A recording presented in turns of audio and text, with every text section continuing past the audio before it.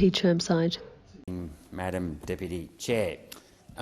Look, I support this motion to a degree. I think that there should be some facts put on the table.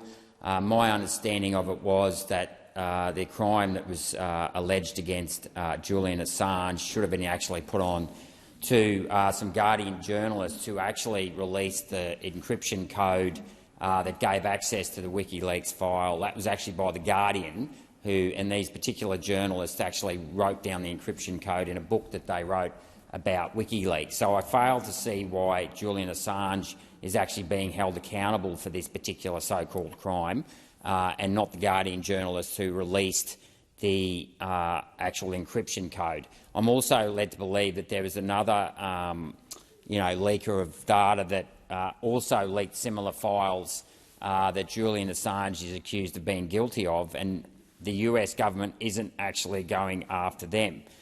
Furthermore, it's been reported that Robert Gates said that no Afghani troops were actually put at risk, interpreters, or no American soldiers or Australian soldiers, I'm led to believe. So, look, I don't necessarily think that we should be putting our troops in jeopardy when it comes to these wars, but at the same time, I do believe in the role of free speech, and I do think that we need to hold governments to account for the decisions that they make when they start to go into other countries. Now, what's particularly annoying about the Assange case is that he was basically disclosing information in regards to the Iraq war. Now, I think everyone in this chamber agrees that the Iraq war was a gross violation of human rights. There was never any biological weapons of mass destruction.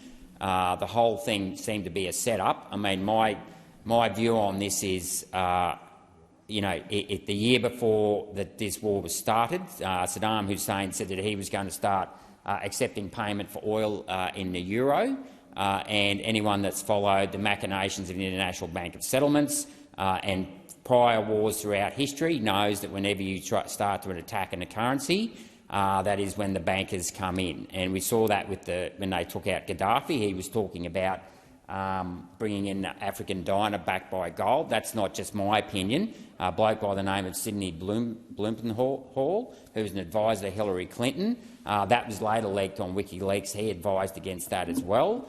We know after World War II that the Bank of England was nationalised, and all the debts from World War II were stuck into the Bank of England. Hence, that was the way the wealth was transferred from the old world to the new world, similar to World War I, where Germany copped all the debts. So I think that there needs to be much greater scrutiny, and it's very unfair to hold Julian Assange to account for basically trying to get to the bottom, for me personally, of what was going on in the Iraq war. That just went on. I mean, yet again, that went on, and this is what I fear with the Ukraine crisis, that it's just going to become this perpetual war machine, and eventually it'll slip into the back pages, but there'll be still people getting massacred in Ukraine or shot to bits in the Ukraine in 10 years' time, because it suits the journalists or whatever for the deep state to push this stuff back into the back pages.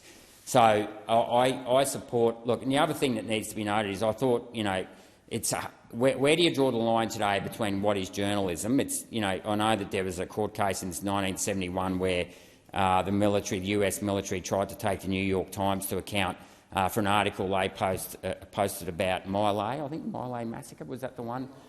My Lai, sorry, apologies. And the New York Times won that because the court in the US upheld the freedom of speech and the right to know.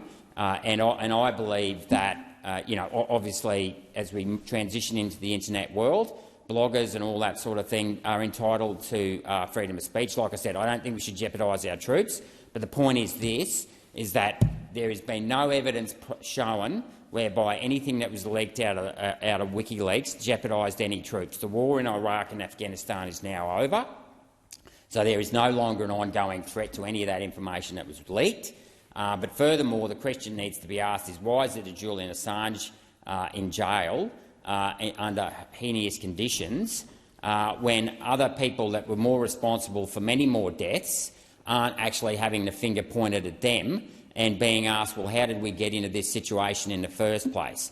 So I think in the name of humanity, I think in the name of our relations, and this is not an attack on the people of the US, or Great Britain. It's an attack on the deep state that has taken over these countries' governments.